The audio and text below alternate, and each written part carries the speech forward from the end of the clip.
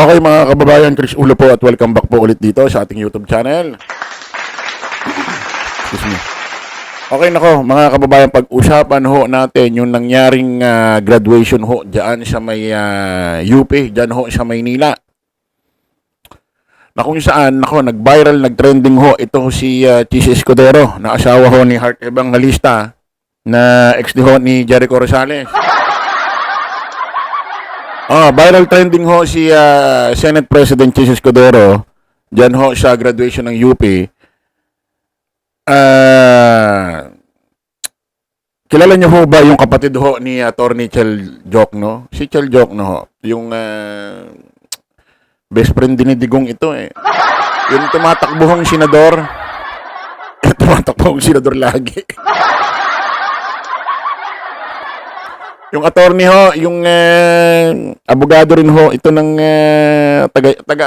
taga human rights to ito dati, si Chel Jokno. Yung minsan tinanong ano sa tingin mo ang ginawang batas ni Digong, ano nangyari sa kanyang administrasyon? Meron ba? Sabi ni Chel Jokno, meron naman, no smoking, sabi. Si attorney Chel Jokno, yung laging tumatakbong senador. Yung kapatid niya ho na veterano, batikang professor ho dyan sa UP. Basahin ho natin itong report. Sa harap ho ng higit 1,200 na mga nagsipagtapo sa University of the Philippines, Manila. Dalawa kasi UP eh. May UP sa UP Diliman, may UP sa Maynila. Pinatutsadahan. Love trip ako rito sa vlog na to ha.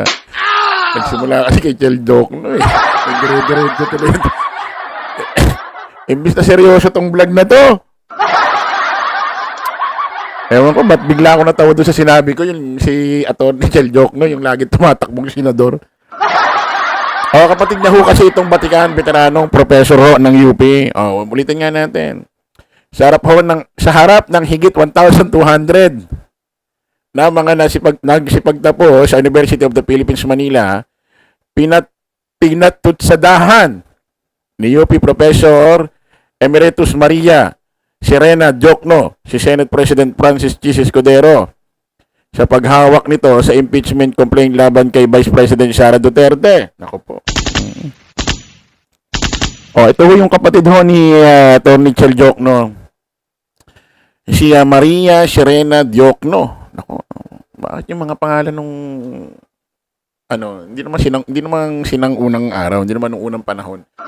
Hindi sa mga mga nakaraang generation bakit ang hahaba ng pangalan? Parang si baka hindi nyo alam, parang si Charo Santos. Ang buong pangalan niyan Maria Cristina Charo Santos Concho. Grabe, grabe sa haba ng Hindi nyo gayahin si ang eksilang Harry Roque. Hindi, iba rin yata pangalan ni Harry Roque pagbuo eh. Pakinggan nyo ito mga kababayan na kung saan nagmukhang tanga, nagmukhang engot, nagmukhang bobo ito si Senate President Chis Escudero sa ginawa kong talumpati pahayag speech ho ni Mrs. Jokno, yung kapatid ho ni Chel Jokno na veterano. Batikang professor ho dyan sa UP, Manila. Pakinggan ho natin mga kababayan. At durog na durog dito ho si Chis Escudero. Achievement Play natin. emanates from your knowledge. Ang tanong ay, ano ang ninanais ninyo maging saligan, gabay at tanglaw na siyang tutuhog sa lahat ng aspeto ng inyong buhay?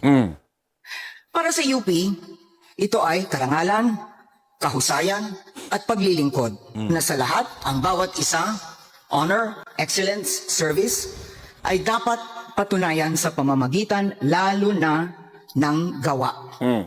Ang karangalan halimbawa ay hindi nanggagaling sa katungkulan, kahit paman your honor ang tawag sa nakaupo sa poder. Sa totoo, marami sa binabating your honor ay wala talagang honor. Honor is not Grabe yun, ano? No? Hindi lahat ng tinatawag ng honor, may honor. Naku po, Sus Mariosep. Huwag ka na magtaka, Professor Diokno, ma'am. Si Robin nga, Si Robin nga, tinatawag din Your Honor yan. Tuloy natin. built into the position. We all know that appointments and elections to office do not always yield the best or the most appropriately able. So the position does not confer honor. You bring honor to the position, not the other way around. And this applies to UP as well as to our country and every aspect of our lives. Pangalawa, hindi pwedeng pumili ng isa lamang sa tatlo. Type ko service, hindi ang excellence. Hindi pwede yan. Ang ating pamantayan sa UP ay all or nothing. Tell me, ano ang silbi ng utak at talento kung walang prinsipyo at tapang upang panindigan ito? Imagine, isang salita, forthwith, ay ayaw intindihin ng nanunungkulan sa Senado. UP graduate, at binigyan pa ito ng bagong kahulugan. Hindi agad, forthwith, kung hindi 4 na buwan makalipas. O dili kaya kapag may panahon pa ang Senado. Dagdag niya, kasalanan ng mga POV, you upgrade. Sorry, may ad siya. Jack? gumawa ng ating saligang batas ang di umano'y kalabuan ng salitang forthwith. Dapat daw, sa halip nito, ginamit ang salitang immediately. Utter nonsense. Anday kasi ganito mga kababayan, may palusot dito si Senador Chis Escudero, si Senate President Chis Escudero. Kasi nakalagay kasi sa Constitution ho, no, 1986 Constitution, kapag na ang isang impeachment na dala na sa Senado, kailangan agad-agaran dinggin. Isinalin ho yun sa salita na forthwith. Ibig sabihin, agad-agad, gawin na, wala nang patumpit-tumpit, i-trial na. May ginawa kasing palusot dyan si Senador Chis Escudero. Bakit daw kasi na-floating or na kumbaga natambay ng matagal ho sa House of Representatives. Yun ho yung ginagawa niyang palusot, kaya inabot ho sa ganitong buwan hanggang sa nabababaan na ho ng Supreme Court ng desisyon na unconstitutional. Nakakapagtaka pa nga nun. Ang sabi ni Senador Chis Escudero, napaka-coincidence na sabi niya, sisimulan ng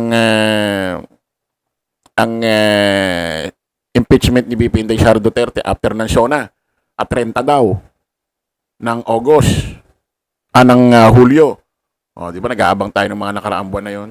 Hulyo raw.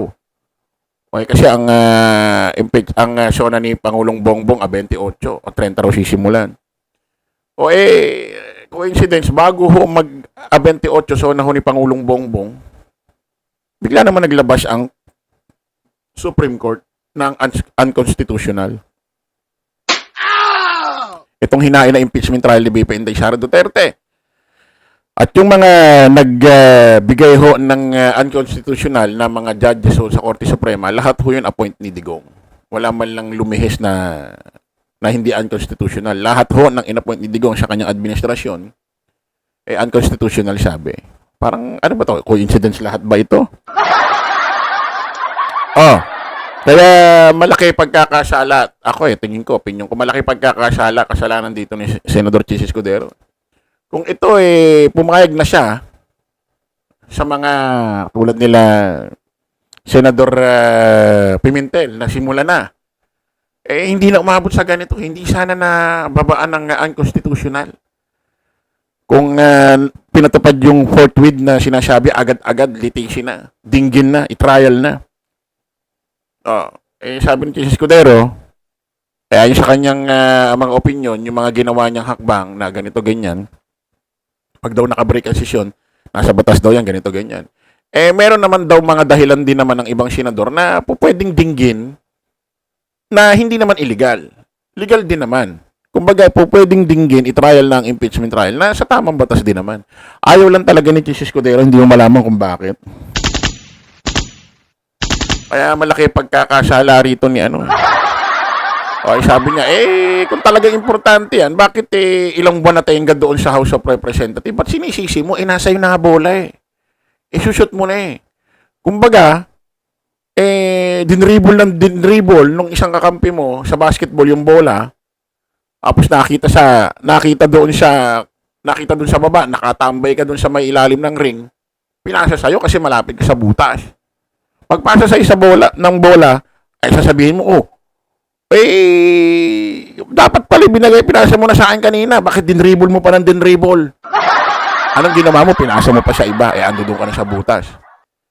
Sa'yo nando doon ka na sa ilalim ng ring abot mo na ba't di mo pa i-shoot? Ba't papasa mo pa sa iba? At sasabihin mo, dapat pala i-shoot na natin bakit kanino pa dinribble ng dinribble? Dapat kanino pa pinasa pinasa ka muna sa iba. Para bang ganon, para mapalusutan niya ito, parang tumagal pa ang impeachment. Ginamit niya yung pagtenga doon sa House of Representatives.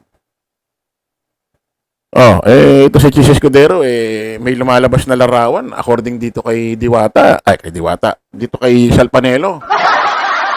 Lahat daw ng travel ni Digong, lagi raw sumasama ito. Sabit daw ng sabit, parang buraot.